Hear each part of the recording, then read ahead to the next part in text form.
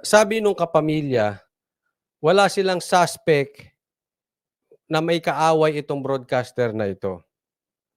At, hindi nila alam 'no, kung ano motibo, 'yan. Pero isa po ang kapansin-pansin dito, alam ang galawan, alam na naka-live. Maaaring follower pa 'to, naku delikado. Baka follower 'yan nag-subscribe, 'pag subscribe, inaabangan na pala kung kailan magla-live. Pero pansinin niyo, alam kung saan siya pupuntahan, dire-diretso. 'Yan, eto lang po ang sa akin. Kailangan po sa lahat ng imbestigasyon, paalala ko lang, hindi pa lumalalim ang imbestigasyon dito, sisimulan ko na agad. Ito ay dapat simulan sa mga malalapit na kamag-anak at malalapit na kaibigan. Again, hindi po natin pinagbibintangan ng kamag-anak, hindi po natin binibintangan ng kapamilya, pero standard po 'yan. Kahit sa ibang bansa, kahit sa Amerika, ganyan po ang nangyayari. Unang iniimbestigahan, asawa, anak, malalapit na kamag-anak, malalapit na kaibigan. Kasi alam, okay? Tapos hindi pa alam, wala silang motibo kung sino ang dumali. Wala namang kaaway, okay? Again, hindi ko po pinagbibintangan ng pamilya. Ito po ay dapat ginagawa ng mga imbestigador. Dapat 'yan, ginawa na rin kahit kay Percy Lapid. Dapat 'yan ginawa na rin kay, Degamo. Ang unang iimbestigahan, kamag-anak, asawa, anak. Hindi hindi po pinagbibintangan natin yung mga asawa, pero ganyan po talaga nangyayari. Only in the Philippines na hindi iimbestigahan ang malalapit na kamag-anak at malalapit na kaibigan. Kaya po tayo nagkakaproblema. Posibleng hindi yung asawa ang pumatay, posibleng hindi kamag-anak yung pumatay, hindi malapit na kaibigan, pero it will lead them to a person na hindi nila akalain. Posible po 'yan. Pero hindi dapat naaalis na unang-unang iimbestigahan yung malalapit, especially sa ganito. Alam, At pansinin ninyo yung dumali walang takot. Alam niya may CCTV. Alam niya naka-live. So parang ang datingan nito,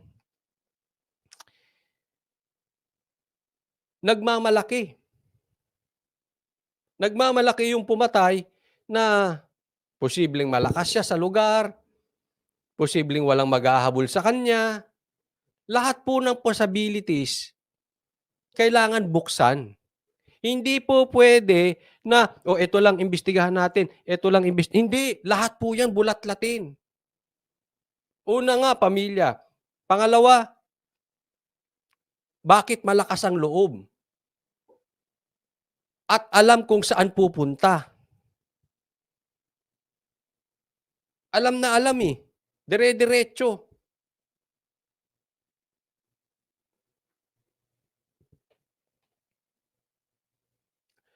Sabi dito ni Hi Alay 1060, bakit si Janice hindi inimbestigahan?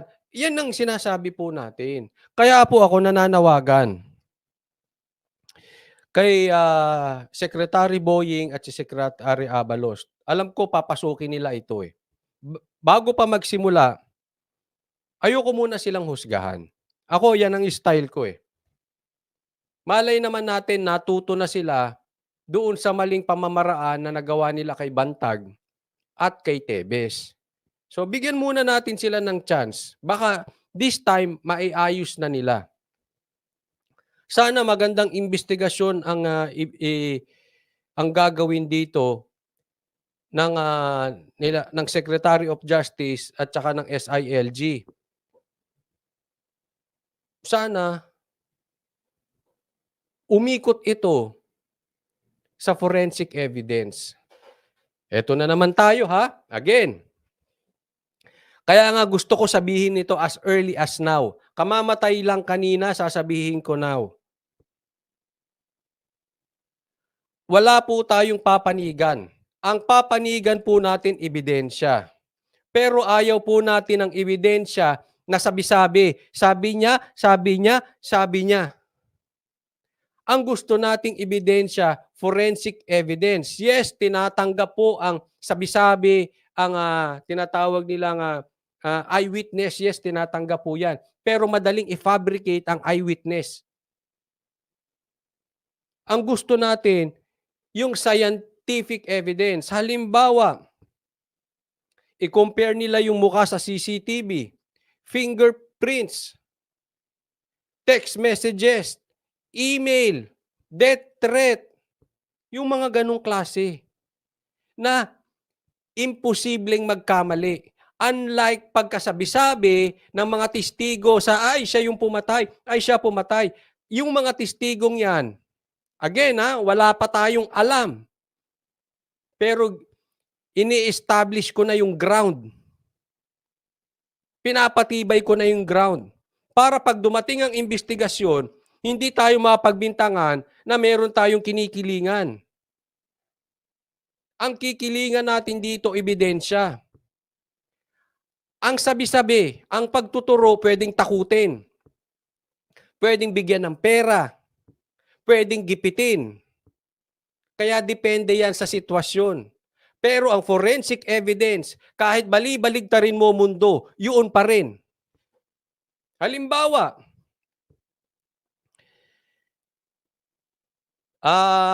DNA. Ang DNA ng bawat isang tao, magkakaiba. Kung meron sila makukuhang DNA, hindi po pwedeng yung DNA ng isang taga Metro Manila makukuha doon. Hindi. Naiintindihan niyo po kaya bakit pinipilit natin yung forensic evidence? Baka mamaya mapunta na naman tayo sa turuan. Sana lang po we request the Secretary of Justice and Secretary of SILG, sana ang ilabas po natin forensic scientific evidence.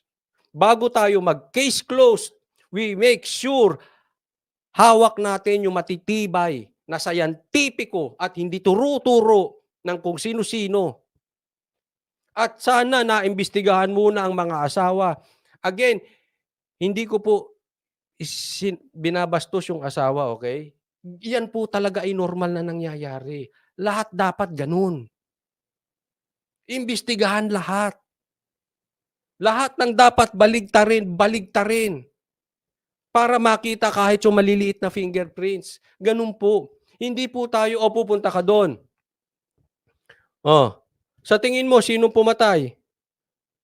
Si Ka Ernie. Puntahan natin si Ka Ernie, case close. Sabi, nung tumutok, namukhaan niya si Ka Ernie. Paano kung kasabwat yung tumutok? Ay yung natutukan? Hindi rin natin alam, di ba? Maraming ganyan. True to life story. Yung tinutukan, again, hindi po natin pinagbibintangan. Pero ang sinasabi ko po rito, possibilities. Mamaya yung tinutukan, kasabwat. Nag-arte-arte lang. Kaya mahirap yung ganun. Isipin mo, magkukulong ka ng isang tao na ang ebidensya, marites. Only in the Philippines, nagkukulong tayo marites. Wag, naglaganap na ang marites. Dapat sinusugpo nga natin ang mga marites Huwag na natin ginagawang testigo pa. Walang kasabihing mabuti ang mga marites.